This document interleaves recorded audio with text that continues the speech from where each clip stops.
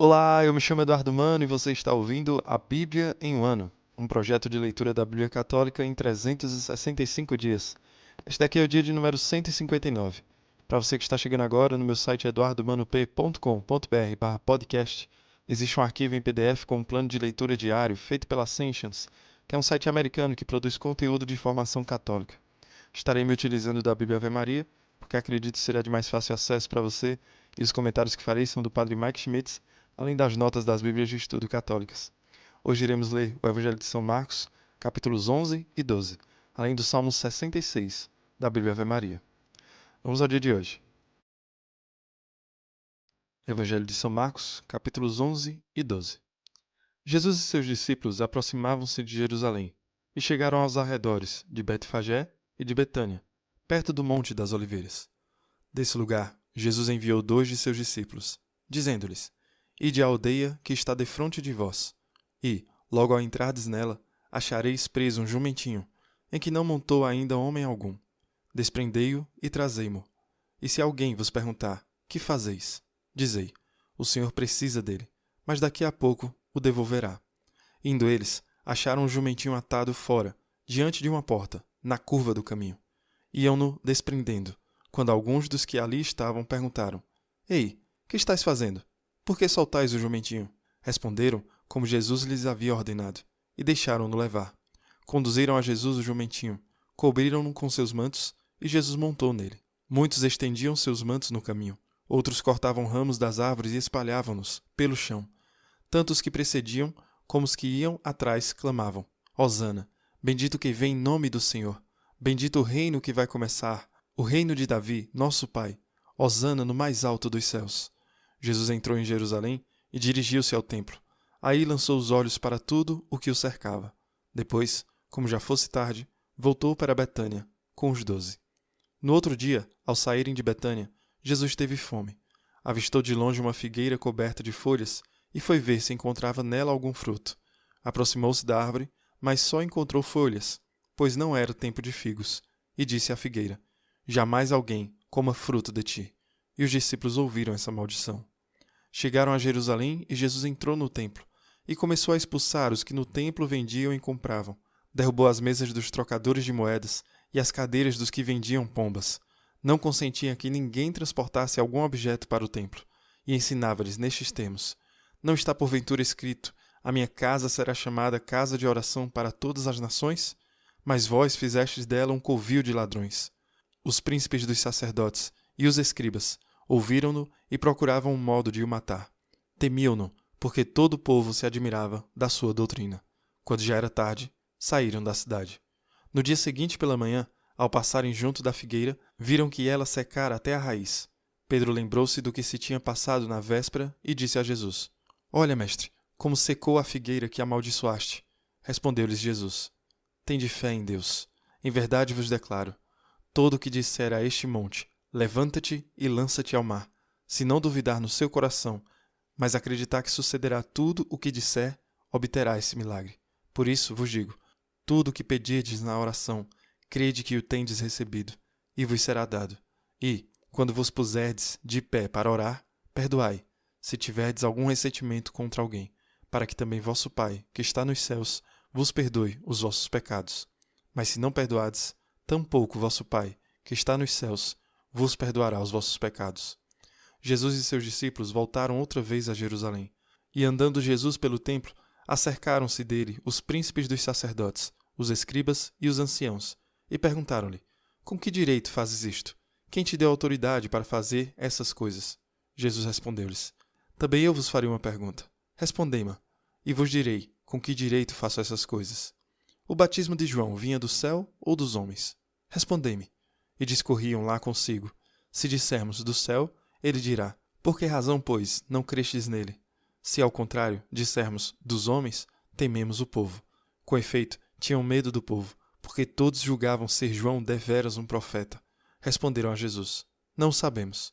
E eu tampouco vos direi, disse Jesus, com que direito faço essas coisas. E começou a falar-lhes em parábolas. Um homem plantou uma vinha, cercou-a com um sebe, cavou nela um lagar, edificou uma torre, arrendou-a a vinhateiros, e ausentou-se daquela terra. A seu tempo, enviou aos vinhateiros um servo, para receber deles uma parte do produto da vinha. Ora, eles prenderam-no, feriram-no e reenviaram-no de mãos vazias. Enviou-lhes de novo outro servo. Também este feriram na cabeça e o cobriram de afrontas. O Senhor enviou-lhes ainda um terceiro, mas o mataram. E enviou outro mais, dos quais feriram uns e mataram outros. Restava-lhe ainda seu filho único, a quem muito amava. Enviou-o também, por último, a ir ter com eles, dizendo: terão respeito a meu filho. Os vinhateiros, porém, disseram uns aos outros: este é o herdeiro. Vinde, matemo-lo e será nossa a herança.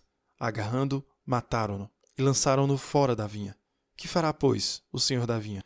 Virá e exterminará os vinhateiros e dará a vinha a outro. Nunca lestes estas palavras da Escritura? A pedra que os construtores rejeitaram veio a tornar-se pedra angular. Isto é obra do Senhor, e ela é admirável aos nossos olhos? Procuravam prendê-lo, mas temiam o povo, porque tinham entendido que a respeito deles dissera esta parábola, e deixando-o, retiraram-se. Enviaram-lhe alguns fariseus e herodianos, para que o apanhassem em alguma palavra. Aproximaram-se dele e disseram-lhe: Mestre, sabemos que és sincero e que não lisonjeias a ninguém, porque não olhas para as aparências dos homens, mas ensinas o caminho de Deus segundo a verdade. É permitido que se pague o imposto a César ou não? Devemos ou não pagá-lo? Conhecendo-lhes a hipocrisia, respondeu-lhes Jesus: Por que me quereis armar um laço? Mostrai-me um denário. Apresentaram-lhe. E ele perguntou-lhes: De quem é esta imagem e a inscrição? De César, responderam-lhe. Jesus então lhes replicou: Dai, pois, a César o que é de César, e a Deus o que é de Deus. E admiravam-se dele. Ora, vieram ter com ele os saduceus, que afirmam não haver ressurreição, e perguntaram-lhe: Mestre, Moisés prescreveu-nos, se morrer o irmão de alguém e deixar mulher sem filhos, seu irmão despose a viúva e suscite posteridade a seu irmão. Ora, havia 7 irmãos. O primeiro casou e morreu, sem deixar descendência. Então, o segundo desposou a viúva e morreu sem deixar posteridade. Do mesmo modo, o terceiro. E assim, tomaram-na os 7, e não deixaram filhos. Por último, morreu também a mulher. Na ressurreição, a quem desses pertencerá a mulher? Pois os 7 a tiveram por mulher. Jesus respondeu-lhes: Errais, não compreendendo as Escrituras, nem o poder de Deus. Na ressurreição dos mortos, os homens não tomarão mulheres, nem as mulheres maridos, mas serão como os anjos nos céus. Mas, quanto à ressurreição dos mortos, não lestes no livro de Moisés, como Deus lhe falou da sarça, dizendo: Eu sou o Deus de Abraão, o Deus de Isaque e o Deus de Jacó? Ele não é Deus de mortos, senão de vivos. Portanto, estáis muito errados. Achegou-se dele um dos escribas, que os ouvira discutir, e, vendo que lhes respondera bem, indagou ele: Qual é o primeiro de todos os mandamentos? Jesus respondeu-lhe: O primeiro de todos os mandamentos é este: Ouve, Israel, o Senhor, nosso Deus, é o único Senhor. Amarás ao Senhor teu Deus de todo o teu coração, de toda a tua alma, de todo o teu espírito e de todas as tuas forças. Eis aqui o segundo: amarás o teu próximo como a ti mesmo. Outro mandamento maior do que estes não existe. Disse-lhe o escriba: Perfeitamente, mestre. Disseste bem que Deus é um só, e que não há outro além dele.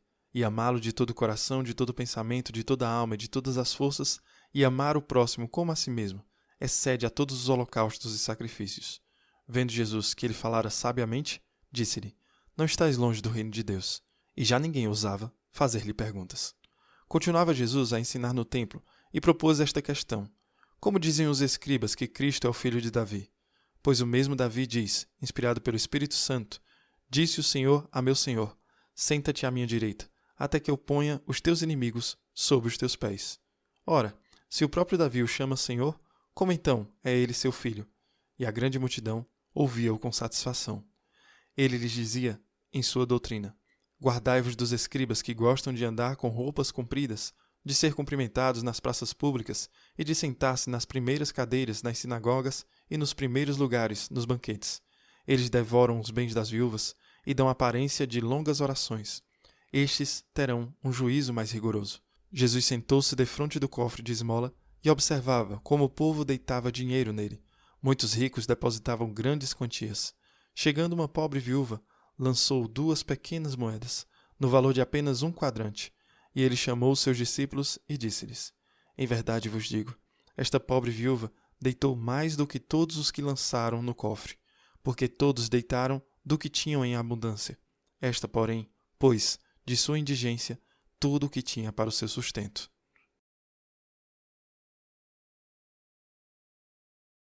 Salmo 66, da Bíblia Ave Maria. Ao mestre de canto, com instrumentos de corda. Salmo, cântico. Tenha Deus piedade de nós e nos abençoe.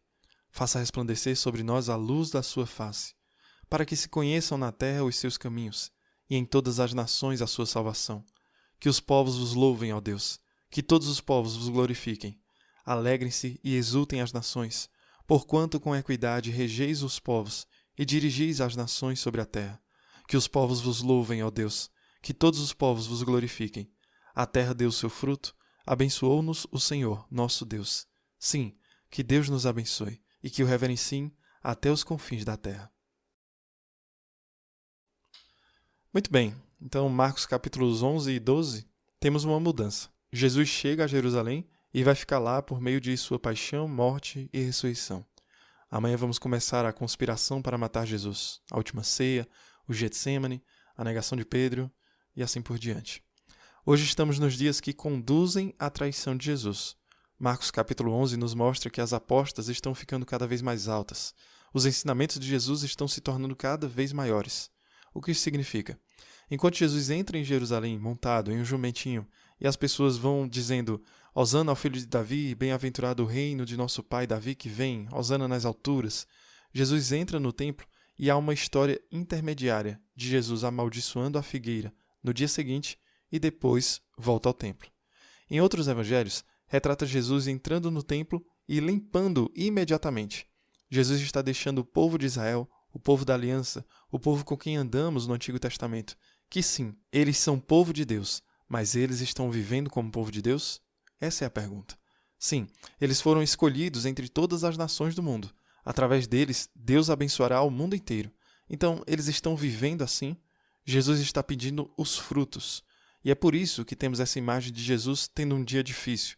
Jesus está com fome e sobe a uma figueira e não encontra figos. Não era a época dos figos. Jesus amaldiçoa a figueira e diz que ninguém mais coma do seu fruto. No dia seguinte, a figueira está seca, até a raiz. Este não é apenas Jesus tendo um dia ruim. Jesus está ensinando a seus discípulos algo muito claramente. Ele aproveita a oportunidade de procurar figos na figueira e não encontrar nenhum como momento de ensino. Por quê? Jesus está ensinando a eles que o povo de Israel é a figueira. Eles deveriam estar demonstrando o fruto de pertencer ao único Deus. Eles deveriam estar demonstrando o fruto para as nações. Tudo o que ouvimos no Antigo Testamento, até este ponto é, ok, você foi feito meu povo, agora dê os frutos. Sabemos que este é o caso porque a próxima parábola que Jesus conta em Marcos 12, a parábola dos inquilinos ímpios, o proprietário planta uma vinha, constrói uma torre e arrenda. Esses inquilinos são os líderes judeus. Chegou a hora da colheita. Onde está o fruto? Mostre-me o dinheiro. Eles, judeus, não estão fazendo isso. Eles não estão entregando o fruto do proprietário, também conhecido como o Deus de sua vinha. Este é o caso de cada um de nós. Jesus está apontando para essas pessoas que, se você pertence a mim, isso é ótimo. A razão pela qual você pertence a mim é porque eu te amo. Mas a razão também pela qual você pertence a mim é para dar frutos. É para que eu possa abençoar o mundo através de você. Então demonstre o fruto. Isso é uma chave de leitura para hoje. No Evangelho de João, Jesus deixa isso muito claro também. Nisto é glorificado o Pai, que você permaneça em mim e dê muitos frutos. Esta é a pergunta-chave. Um discípulo infrutífero de Jesus é mesmo um discípulo real de Jesus? Onde está o fruto em suas vidas? O fruto pode ser a conversão de outras pessoas, mas também pode ser frutos do Espírito. Amor, paz, paciência, gentileza, suavidade, castidade, autocontrole. Estes são os frutos do Espírito. Se pertencemos a Cristo, devemos ser capazes de mostrar a Ele esses frutos. Vamos então por outra tangente. Isso não significa que criamos esses frutos em nós mesmos. Eles são resultado natural ou sobrenatural de uma vida enraizada em Jesus. Esses são os frutos de uma vida vivida em Cristo. Então, quando Jesus não encontra nenhum figo na figueira, ele está basicamente dizendo, em algum momento, o tempo vai acabar. Em algum momento, o proprietário vai voltar. Você vai procurar figos na figueira e lá precisa ser frutífero. Vou voltar e preciso que o fruto esteja lá. Voltando à palestra, quando Jesus purifica o templo, há algo poderoso nisso. O templo, também conhecido como casa de seu pai, é uma casa de oração. Quando você é batizado, você se torna um templo do Espírito Santo. Você é um templo vivo andando ao redor. Jesus limpa o templo. Portanto, temos que nos permitir não apenas dar frutos em nome de Jesus. Temos que nos permitir ser purificados por Jesus. O que Jesus diz? Não é a casa de meu Pai? Minha casa será chamada casa de oração para todas as nações? Mas vocês fizeram dela um covil de ladrões. Então, em nossas vidas, se Deus fez de nosso corpo um templo do Espírito Santo, isso significa que precisamos usar os nossos corpos para glorificar a Deus. Tanto que esse é realmente o destino de Deus para nós na eternidade. Marcos capítulo 12 mostra os saduceus desafiando Jesus sobre a ideia da ressurreição do corpo. Os saduceus e fariseus discordavam em várias coisas. Os saduceus, por exemplo, acreditavam apenas nos primeiros 5 livros de Moisés, na Bíblia, e não consideravam nenhum outro livro inspirado. Então eles tiveram alguns desentendimentos com os fariseus. Entre essas discordâncias estavam a ressurreição do corpo, anjos, entre outros. Então os saduceus colocam uma questão hipotética. E se uma mulher se casar com todos os 7 irmãos, porque essa era a lei de Moisés, de quem ela é esposa nesta assim chamada ressurreição de vocês? E Jesus dá um tiro a queima-roupa ali nele. Não é por isso que você está errado, que você não conhece nem as Escrituras, nem o poder de Deus. Basicamente, no céu não há casamento. O casamento é para te levar ao céu. O casamento deve ser uma das maneiras de você morrer para si mesmo, por amor a Cristo e amor aos outros, que o conforma a Cristo. O casamento ajuda você a ser o que São Paulo disse em Efésios 5. Maridos, amem suas esposas, como Cristo amou a igreja e deu a vida por ela. Este chamado para dar a vida por nossos cônjuges purifica e nos santifica. A oferta da viúva é sobre como Jesus está observando as pessoas colocando grandes quantias de dinheiro no tesouro. Esta mulher tem 2 moedas de cobre, que compõem 1 centavo. Jesus diz: esta pobre viúva deu mais do que todos os que contribuem para o tesouro, pois todos eles contribuíram com a sua abundância, mas ela, da sua pobreza, deu tudo o que tinha, toda a sua vida. O dízimo, historicamente, é 10% da renda de uma pessoa. A ideia por trás disso é que alguém daria os primeiros 10% de sua renda. Nós, católicos, não necessariamente acreditamos nisso. Acreditamos que somos obrigados a apoiar a Igreja e a missão de Cristo em qualquer grau que pudermos. Portanto, não há nenhum número ligado ao dízimo na Igreja Católica. Ainda estamos encorajados a dar o que quer que sejam esses primeiros frutos. Talvez seja 10%, talvez seja mais, talvez seja menos. Esta viúva não está dando seus primeiros frutos. Esta viúva está dando seus frutos finais. Essa é a chave para muitos de nós. Uma vez que você tenha dominado o reconhecimento de que seus primeiros frutos pertencem a Jesus, para então experimentar a convicção de que seus frutos finais também pertencem a Jesus. Do primeiro ao último, do início ao fim, tudo o que temos pertence a Jesus. Jesus elogia esta mulher que dá 1 centavo, tudo o que ela tem, não por abundância, mas por sua absoluta necessidade. Então, quando se trata do Senhor hoje, como podemos dar a Ele nossos primeiros frutos? Como podemos dar a Deus nossos frutos finais? Como podemos amar a Deus não apenas em palavras, mas também em ações e em verdade? Como podemos amar a Deus com toda a nossa vida hoje? Com os nossos primeiros frutos? Com os nossos frutos finais? Só podemos fazer isso com a graça de Deus, porque todos os frutos do Espírito não são frutos da carne. Eles não são fruto do nosso próprio querer ou querer trabalhar duro para fazer isso. Estes são os frutos de uma vida que foi conformada a Jesus e entregue a Ele. Só podemos fazer isso com a graça de Deus. Que Deus abençoe você e reze por mim. Até amanhã.